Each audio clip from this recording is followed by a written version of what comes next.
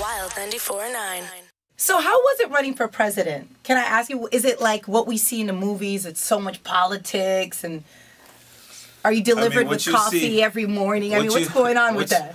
What you see in the movies is like 5% to it. There's a whole 95% that you don't see. Yeah. But, you know, basically for me, like singing and dancing, you know, I gave y'all that, you know. It was like the last joint I did was Shakira Hips Don't Lie, which was like the biggest pop. Yes. So I gave y'all that. So for me, I felt like I could have give my country like 5 years of service. Yeah. But What do you think about voting in America? Well, let me get your take on that.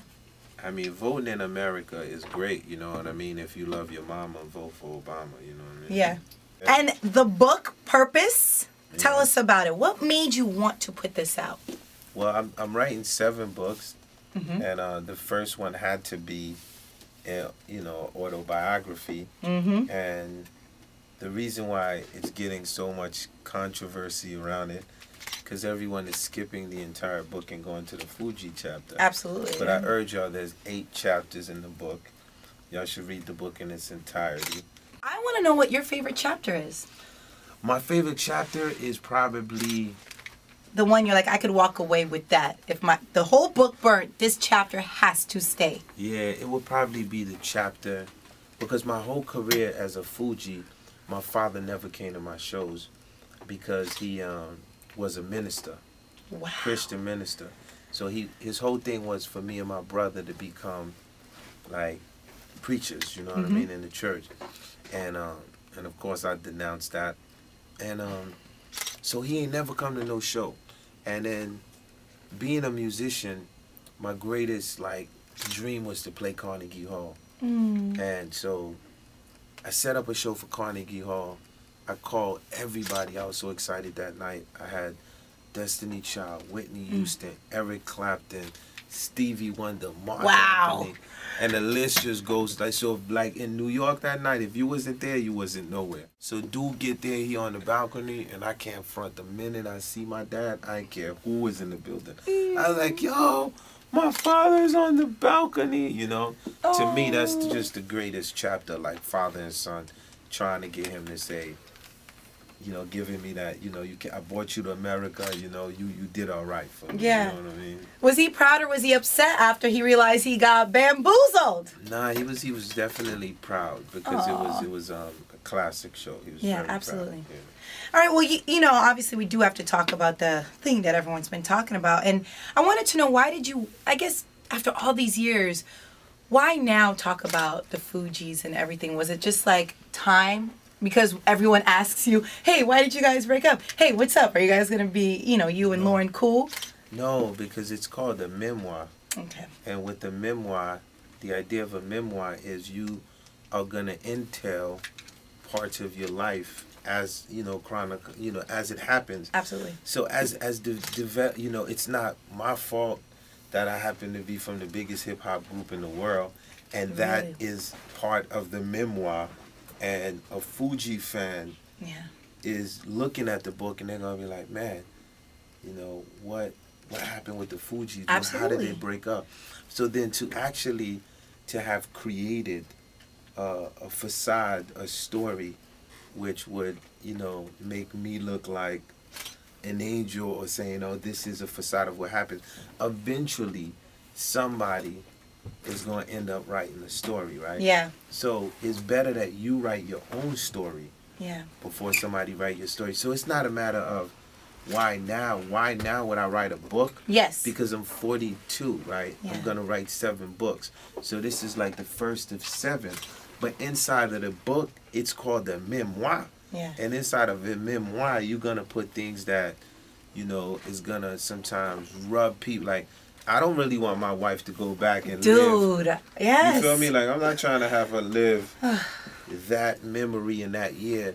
But, you know, when you read it, I wanted for every word, for somebody, you know, for you to feel like, yo, this is really going down here. This is, for me, as a reader, an avid reader, like reading like The Alchemist or different things, the only thing that pulls me in is it's just when the writer's pure, you know?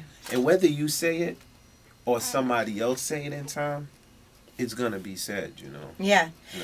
Have you and Lauren talked since this came out? I haven't spoken to Lauren, and last time I spoken to Lauren would probably be like Dave Chappelle. And then I know one time after that, I made a statement when I said that she needed help because I felt like she was a bit bipolar. Like, I'm always vocal with what I'm going to say. Like, I don't bite my tongue. And I just felt like sometimes when somebody is sick or something is wrong, other people around them tend to keep them like that because it works better for them, you see? So it's like at the end of the day, for me, it's so much I can do in extending my arm or saying whatever, right? But every action triggers a reaction, right? Yes. So I'm hoping that when she sees this, you see, it's going to trigger a reaction anyway. Like, she can't just chill and sit. Like, she has to be like, you know, like, I hope it just triggers a great reaction. And she's like, yo, I got to get my book written. I got some more music. You know? Yeah. It's sort of like when I heard Miseducation. It was like, there was a lot of stuff that she needed to get out. You see what I'm saying? Yeah. And, you know, got it out in metaphoric form, right? Yeah. I'm just not much of a, when it comes to writing, like, it's, to writing books, you know, it's just a different style in how I write. In my songs and in her songs. So, I mean, people are saying, why now? But if you go back to the carnival and you listen to a song called To All the Girls I Cheated On Before, it's on the carnival 1997. I'm breaking the whole story down. I don't know if you read this, but I guess Lauryn Hill's ex said that this claim is just, you know, a money ploy thing, you know, and that right when the baby was born or whatever, that he had already known that it was his baby and that whole thing was basically just for money in the book. What I don't want is I don't want this thing to turn into the Jerry Springer show. Yeah. You know? The bottom line to it is, you know, as like I stated in my book, sitting there and being there in that spot, you know, it really was what it was. And the idea of how someone else may feel, you know, is not really part of what my memoir is about, you know. The memoir was based on 3 individuals at a time that was part of a group. Yeah. And a situation where there was a relationship going on with 2 of the individuals all the way up till that situation, and that's clearly what broke the most. So when I speak of the Fugees, there's 3 Fugees. You know, when I speak of the depth of the bond, I'm speaking of, you know, even with Prize.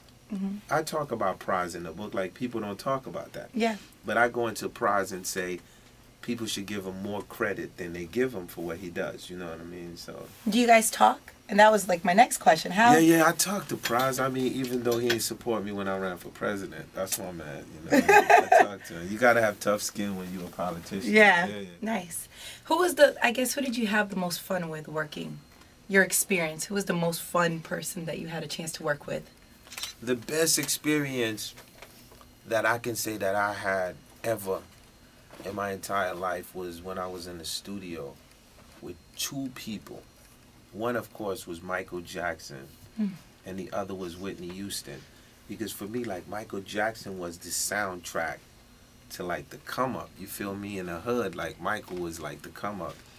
And yeah, it's Michael Jackson. Yeah, so for Michael to take time out of his schedule and to come see me and to chill with me, to sit in a seat with me and to be beatboxing, and I had that memory in my brain, like, I ain't gonna never forget that. And then Whitney Houston, of course, when I was asked to write a song for Whitney, I was like, man, Clyde Davis asked me, I said, man, what do I write for this woman?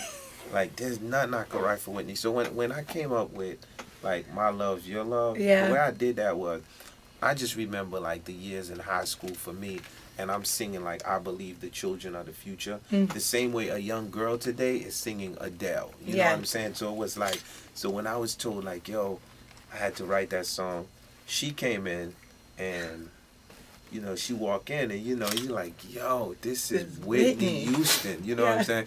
And of course, I was trembling a little bit. You feel Of me? course, yeah.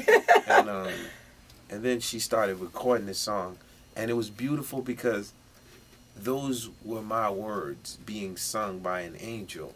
And for me, so that's why I encourage all the kids. I said, man, ain't nothing you put yourself to that you can't really do. You know what I mean? Like, use my story when I say, like, from a donkey to a Ferrari. It's for real. Crazy. Yeah. How about music? Wyclef, music, we're ready. Give me an update. What's going on? The first single that I'm putting out is with me, produced by me and my brother Sadek. It's featuring 2 Chainz. 2 Chainz, yeah. 2 Chainz is very tough. It's a song called Small Town Girls. And basically it's about the girl that leaves the small town and comes to the big city and just wants to get in. And then me and Diplo, we meet when it comes to sound system. Because Diplo is hardcore when it comes to sound system. Yeah. And he know about Jamaican music. Yeah. He don't front with that. Like, he's serious. So to me, a producer that can do pop records and then understand the culture, then you dangerous. Yeah. Because you're like the best of both worlds. Oh, yeah. And speaking of the song with 2 Chainz, can we go ahead and play that right now? Yeah, we gonna get into that. This one right here is called Small Town Girl. It's really Sweetest Girl Part 2, I really think so. Yeah. Small Town Girl. Let's do it right now. Small town girl, welcome to the big city with the black lights, where everybody in the world is a celebrity for one night. Small town girl, caught up in the big city with the black lights, where everybody in the world is a celebrity for one night. She feeling bulletproof, yeah. She feeling bulletproof, Bro. 2 Chainz. Met her last night. The last night. Woke up this morning. This morning. 2 girls on me. Loose ones on me. New ones on me. 2 guns on me. No bedroom. Futon only. Ass so big I drove a Yukon on it. Titty 2 Chainz. 2 gold rollies, that's his and hers. We flicking birds. Small town girl, welcome to the big city with the black lights, where everybody in the world is a celebrity for one night. Small town girl, caught up in the big city with the black lights, where everybody in the world is a celebrity for one night. Well, I'm so excited. I can't wait to read chapter for chapter. Purpose is out right now. And of course, we can't wait till you put out some more music. I can't wait to see the new artists that, you know, you help mold and sculpt and turn them into superstars. This is an honor. Thank you so much for coming through. Thank you for having me. Of course.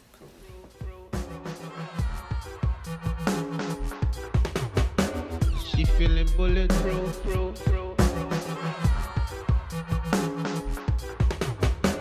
She hang with Miss Smiley so she could hide the pain.